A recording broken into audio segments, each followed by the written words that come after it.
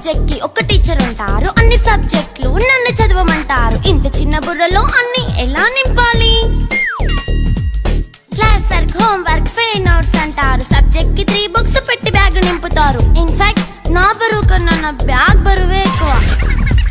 క్వశ్చన్లు, ఆన్సర్లు, సర్ప్రైజ్ టెస్టులు అన్ని దాటుకొని మళ్ళీ స్కూల్ వ్యాన్ ఎక్కేసి అమ్మయ్య ఇక ఇంటికి వచ్చేసామనుకుంటే మార్క్స్ తక్కువ వస్తే చెయ్యాలి అసైన్మెంట్. రిపోర్ట్ కార్డ్ చూపిస్తే ఇంట్లో ఉన్న పనిష్మెంట్. హోమ్ వర్క్ చేయమంటూ మమ్మీ చంపుతుంటుంది. ట్యూషన్ టైం అయిందని డాడీ తరుముతుంటాడు. డాన్స్ క్లాస్ కి వెళ్ళమని తాతయ్య తిడతాడు. స్నాక్స్ తిని వెళ్ళమని నాన్నమ్మ ఆపుతుంది. ఇక అన్నీ అయిపోయాక కాసేపు టీవీ చూద్దామంటే మమ్మీ ఎంట్రీ ఇచ్చింది. బెడ్ ఎక్కమంది. చిన్న నాప్ తీసేలోపు తెల్లారిపోయింది.